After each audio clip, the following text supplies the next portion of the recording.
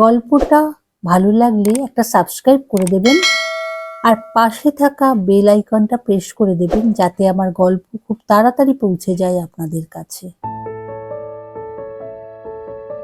আজকের গল্প মাতৃত্ব, লিখেছেন দেবিকা মিত্র।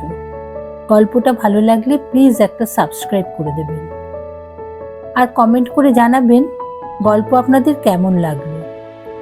তাহলে শুরু করছি আজকের গল্প। আসুন মাসিমা, অনেকদিন পরে এলেন, কেমন আছেন? বাড়ির সবাই ভালো আছে তো? রক্তিমা কেমন আছে মাসিমা? সেই ওর বিয়ের সময় দেখা হয়েছিল, তারপর আর দেখা হয়নি। রুকমা এই কথাগুলো বলে সীমান্ত, মানে রুকমার স্বামীর নিজের একমাত্র মাসি পূরবীকে। উনি বলেন, হ্যাঁ ভালো আছি, রক্তিমার জন্যই এসেছি, তবে তোমার কাছে নয়, এসেছি দিদির কাছে। দিদি জামাইবাবুকে তো দেখছি না, ওনারা কোথায়? আসলে সামনের রবিবার রক্তিমার 5 মাসের শ্রাদ্ধ আছে। ভেবেছিলাম ফোন করে জানাবো, কিন্তু মন চাইল না, তাই ফোন না করেই চলে এলাম। রুকমা বলে, না বলে এসেছেন তো কি হয়েছে? দারুণ সুখবর দিলেন মাসিমা। পূরবী বলেন, তা বাছা, তোমাকে কিন্তু যেতে বলতে পারলাম না রুকমা। আসলে বুঝতেই তো পারছো, 10 বছর হয়ে গেল তোমার এখনো বাচ্চা হলো না। তোমার ওখানে যাওয়া রক্তিমা আর ওর বাচ্চার জন্য ঠিক হবে না, তাই দিদিকে একাই যেতে বলবো।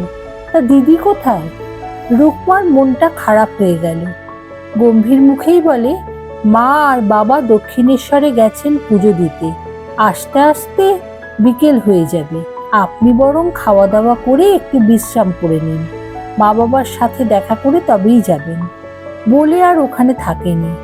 ভারাক্রান্ত মন নিয়েই রুকমা ঠাকুরের উদ্দেশ্যে বলে, আর কত অপমান হতে হবে ঠাকুর? বাড়ি বয়ে এসেও আমাকে লোকে অপমান করে যাচ্ছে, আমি কত সহ্য করব ঠাকুর? আমাকে সহনশীল করে তুলুন।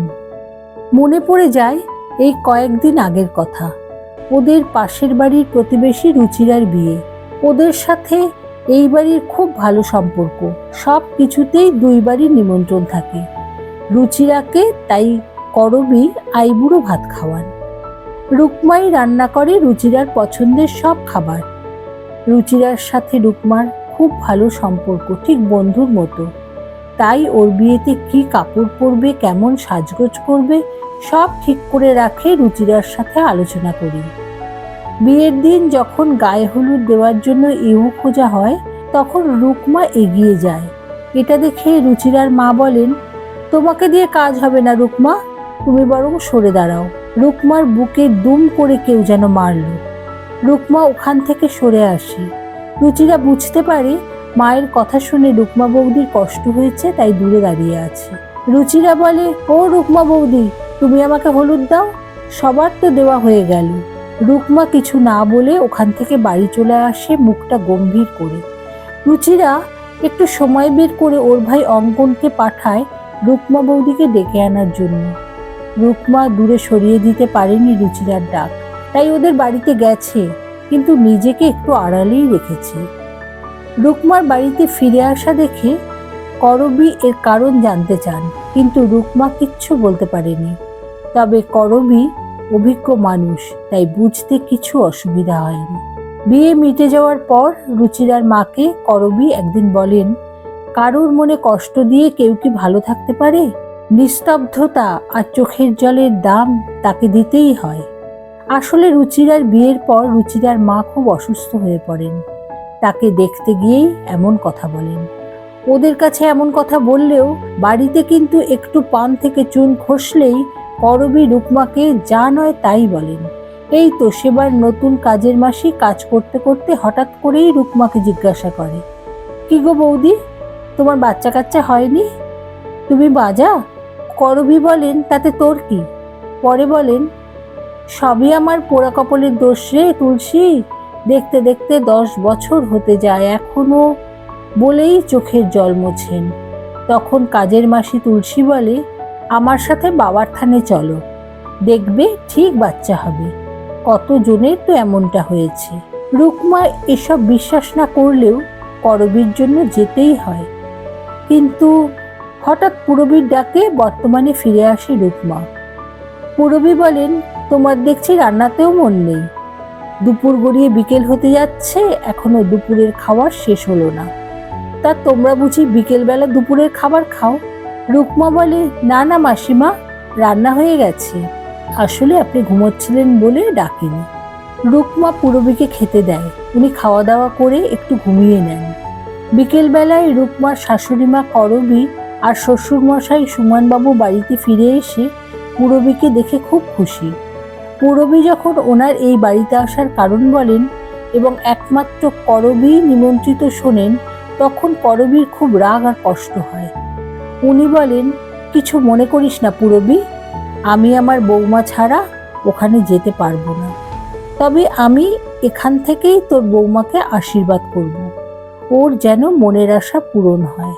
পরে দাঁড়া বলে উনি আলমারি খুলে একটা 2000 টাকার নোট বের করে পূরবীর হাতে দিয়ে বলেন, বলিস এটা আমার ভালোবাসা, আশীর্বাদ আমি না হয় দূর থেকেই করব। পূরবী বলে, এটা তুই কি বলছিস দিদি, তুই যাবি না?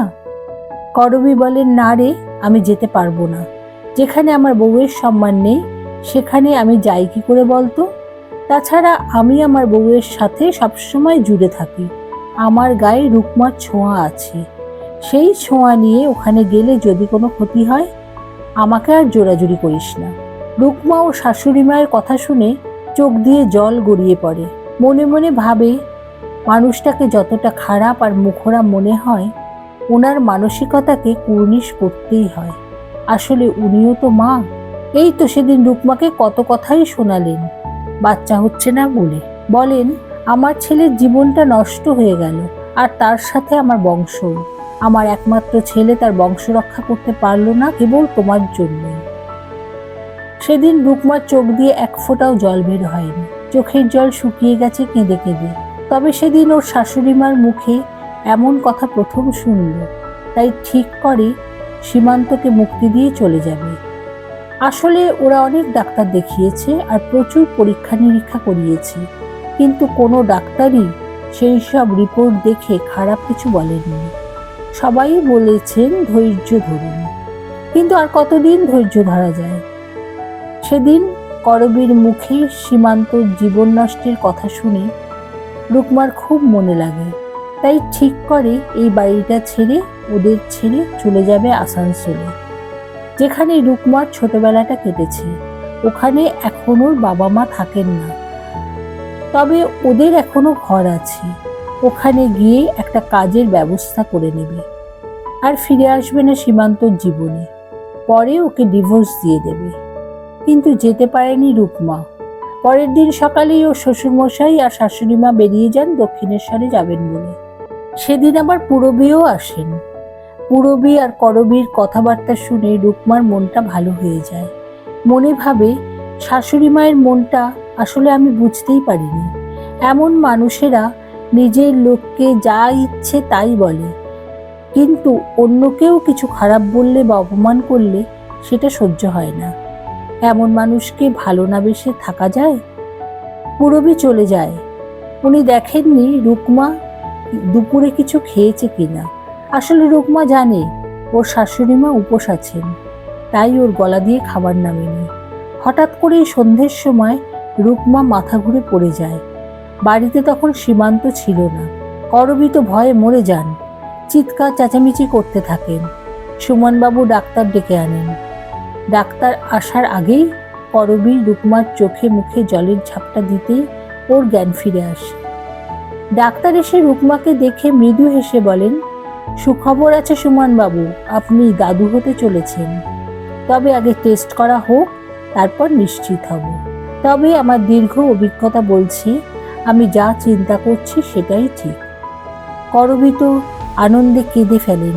হাত জোর করে ভবতারিণীর উদ্দেশ্যে প্রণাম করে বলেন, মা, তুমি আমার কথা রাখলে, আমি তোমাকে পুজো দেব মা, বিছে হার দিয়ে।